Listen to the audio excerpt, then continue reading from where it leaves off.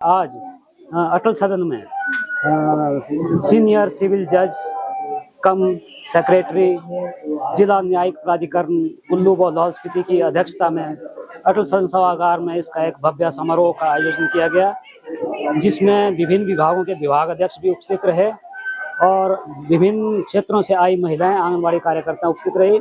इस अवसर पर सर्वप्रथम अध्यक्ष महोदया द्वारा यहाँ विभिन्न विभागों द्वारा लगाई गई प्रदर्शनियों का अवलोकन किया गया। उसके बाद यहाँ पर हमारा जो एक मेहंदी कंपटीशन चल रहा था उसका अवलोकन किया गया। उसके उपरांत रंगोली कंपटीशन का अवलोकन किया गया और सबसे महत्वपूर्ण हमारा जो यहाँ पर रहा एक बेबी शो का आयोजन किया, हेल्दी बेबी शो का आयोजन किया गया।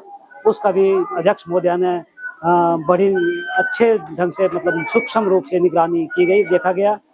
उसके उपरांत हमारा जो आज कार्यक्रम है सभागार में शुरू हुआ, जिसमें आंगनबाड़ी केंद्रों के नन्हे मुन्ने बच्चों द्वारा प्रस्तुतियां प्रस्तुत की गई और हमारे जो है महिलाओं द्वारा भी विभिन्न सांस्कृतिक कार्यक्रम जो है यहाँ प्रदर्शित किए जा रहे हैं। इसके उपरांत विभिन्न क्षेत्रों में महिलाओं ने जो अपना उत्कृष्ट कार्य किया है उनको भी आज यहाँ पर सम्मानित किया गया और जिसमें हमारी आंगनबाड़ी कार्यकर्ताएं भी रही और विभिन्न विभागों के जो उत्कृष्ट कार्य करने वाली महिलाएं थी उनको भी सम्मानित किया गया। इसके उपरांत अध्यक्ष महोदय द्वारा इस कार्यक्रम के उपलक्ष्य पर सभी महिलाओं को हार्दिक शुभकामनाएं व बधाई देते हुए बताया कि इस समारोह का, आज के इस अंतर्राष्ट्रीय महिला दिवस का जो मुख्य भाव था वो था अधिकार, न्याय एवं कार्यवाही सभी महिलाओं व बच्चों के लिए तथा संकल्प लिया गया कि हम इस थीम के साथ अधिकार, न्याय व कार्यवाही को गांव-गांव तक, जन-जन तक पहुंचाकर महिला को सशक्त करके एक समर्थ भारत का निर्माण करेंगे। महिलाएं आजकल हर क्षेत्र में आगे है, कोई भी क्षेत्र देख लो। कुल्लू की बात करूँ तो मॉनिटरिंग इंस्टीट्यूट से हमारी कई महिलाएं जो है शिखर पर पहुंची हैं और हमारे जीता जागता उदाहरण जो हमारी जो सीनियर सिविल जज है वो भी एक महिला है।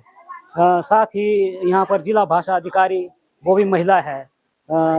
हमारे जो है forest bag AC to DC वो भी एक महिला अधिकारी है। तहसीलदार रेवेन्यू रिकवरी वो भी महिला अधिकारी है। और अभी देखें तो मैट्रिक और +2 में यहाँ की छात्राओं ने बहुत अधिक अंक लेकर जो है एक मेरिट में अपना स्थान प्राप्त किया है। तो किसी भी क्षेत्र में महिलाएं, चाहे वो आपका आर्मी हो, चाहे खेलकूद हो, चाहे आप पढ़ाई हो, शिक्षा हो, चाहे स्वास्थ्य हो, हर क्षेत्र में महिलाएं यहाँ से आगे ही रही हैं। हो ही रहा है कि आज हम इंटरनेशनल विमेंस डे सेलिब्रेट कर रहे हैं और इस बारी का जो थीम भी है rights, justice, action for all women and girls. तो इसी पे ही मैं अपना थोड़ा सा लेक्चर कॉन्सेंट्रेटेड रखूंगी। देखिए, ये जो दिन है हम बेसिकली बहुत जोरों शोरों से मनाते हैं। हम क्यों मनाते हैं ये दिन? हम अगर सिंपल तरीके से बोला जाए तो जो महिलाओं ने अचीव किया है, उनकी उपलब्धियां हैं, उसे हम सेलिब्रेट करते हैं।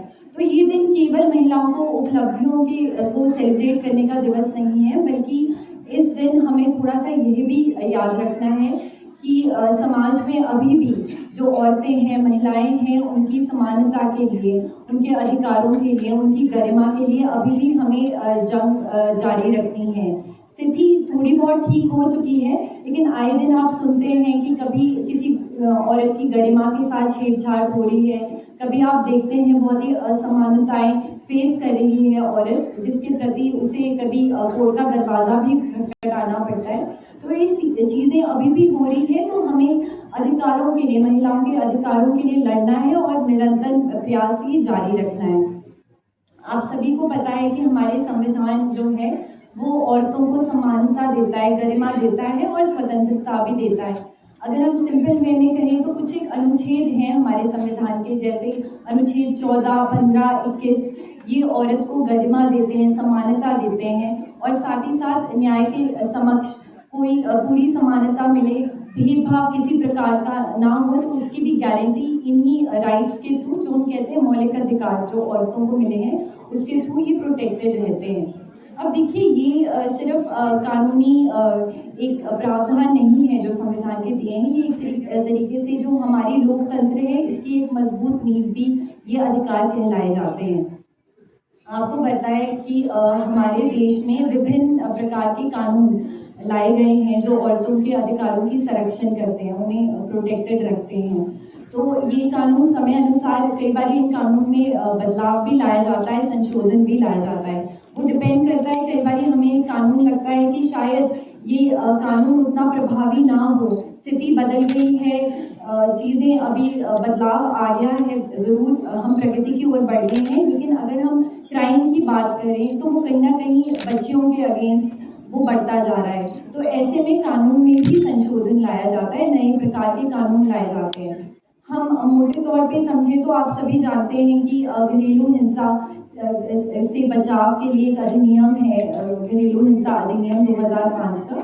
तो अगर कोई महिला घरेलू हिंसा से पीड़ित है, चाहे वो शारीरिक है, चाहे वो मानसिक है, इमोशनल है या आर्थिक है, तो वो कोर्ट में अर्जी लगा सकती है, अपने केस को फाइल कर सकती है।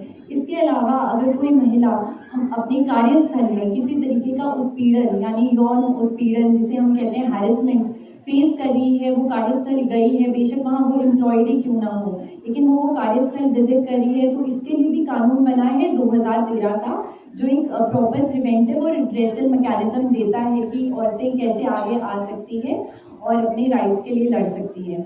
इसके अलावा बहुत कुछ कठोर कानून भी बने हैं जो यहाँ की जो प्रस्तुति हो रही थी उससे मेरे दिमाग में आ रहे हैं, जैसे हमारी दहेज प्रतिषेध कानून है, साथ ही साथ हमारे बाल विवाह को रोकने का जो निषेध कानून है वो भी बना है।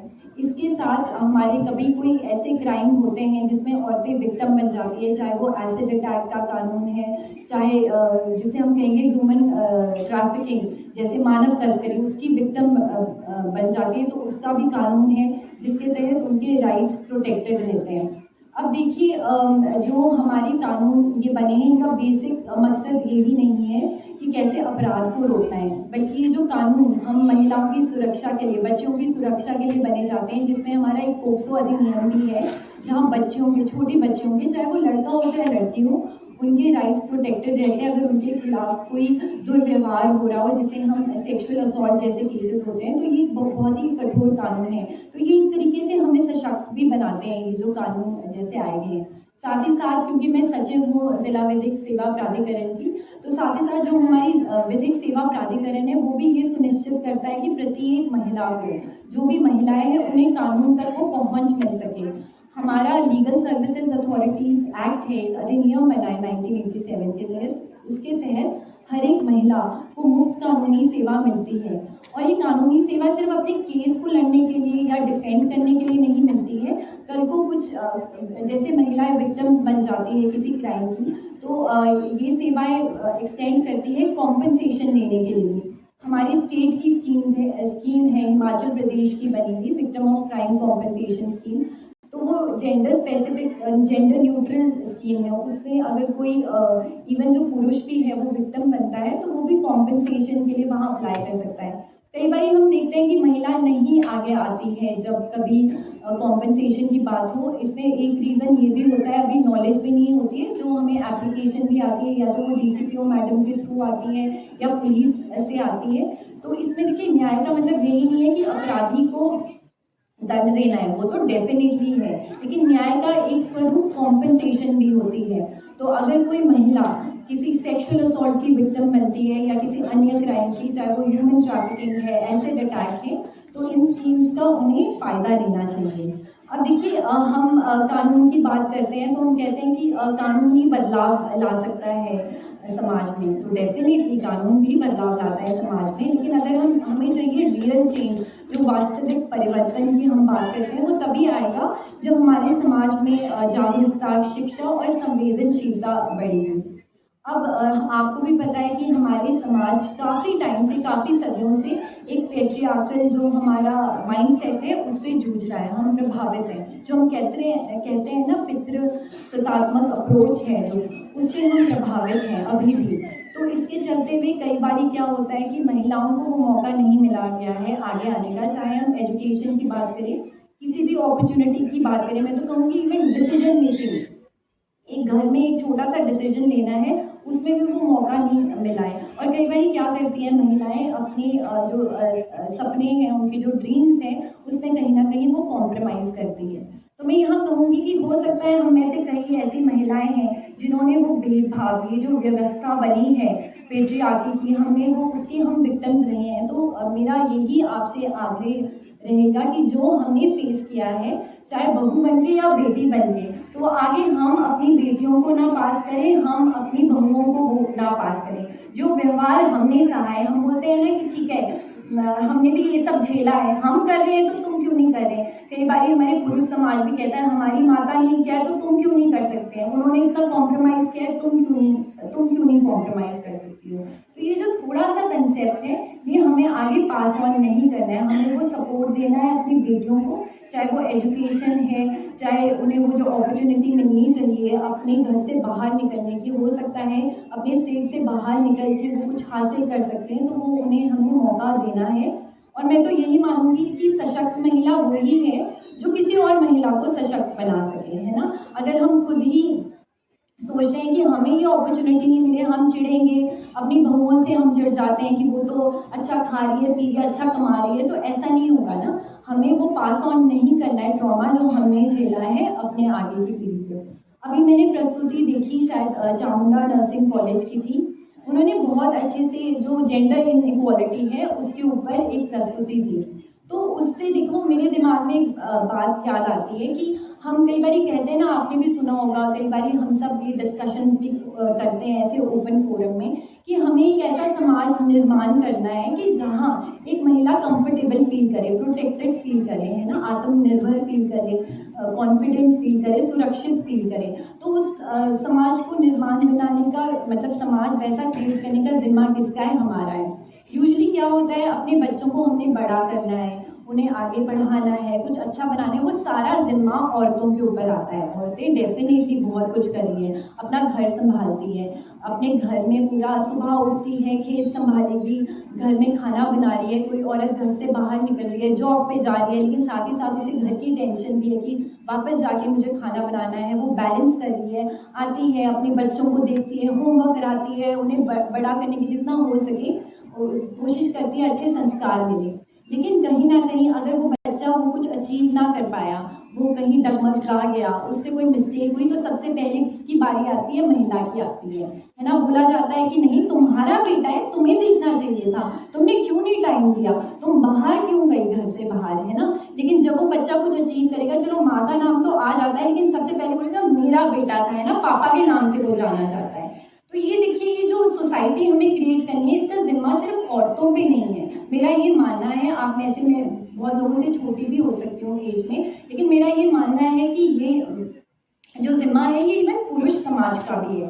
कुछ एक ऐसी ट्रेट्स होते हैं जो ह्यूमन इन नेचर है, जैसे हम कहेंगे कि लड़कियों को हम कहते हैं जोर से बात मत करो, ऐसे ढंग से बैठो, अपनी टांगे फोल्ड करके बैठो, थोड़ा सा सॉफ्ट एटीट्यूड। लड़कियां चीखती नहीं है, लड़कियों को तो सॉफ्ट होना होता है ना। और कल को वो कुछ बुरा बोलेगी तो हम बोलेंगे नहीं काइंड बनो। लेकिन हम जहाँ हमारे बेटे होते हैं, हम उन्हें ये नहीं सिखाएंगे कि सॉफ्ट बनो, काइंडनेस का कंसेप्ट वहाँ नहीं है। क्योंकि जब हम ममता की बात करें तो माँ ही याद आती है, बट ममता तो बाप में भी होती है ना।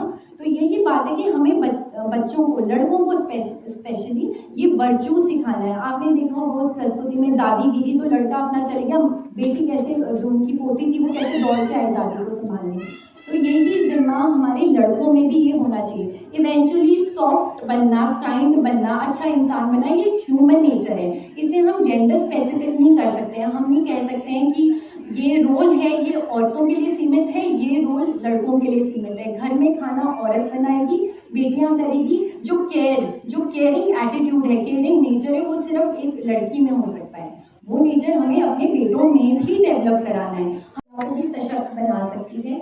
कंपैरिजन ना कीजिए आपस में। कई बार कहते हैं हम कि महिला ही महिला की दुश्मन है, वो हम क्यों कहते हैं? क्योंकि आपस में समाज ही ऐसा बनाया है कि महिला आपस में एक प्रतिस्पर्धा में इन्वॉल्व हो जाती है। कंपटीशन, किसने अच्छे कपड़े पहने हैं, कौन अच्छी जॉब अच्छे से कर पा रहा है, कौन घर को अच्छे से संभाल पा रहा है, तो वहीं कंपैरिजन हो जाता है। तो अगर हम इसी में लगे रहेंगे और एक दूसरे को हम सपोर्ट नहीं कर पाएंगे तो इतनी कुरीतियाँ जो हैं हमारे समाज में, जिसके लिए अभी भी जंग जारी है, तो हम कैसे उन्हें फेस कर पाएंगे ना।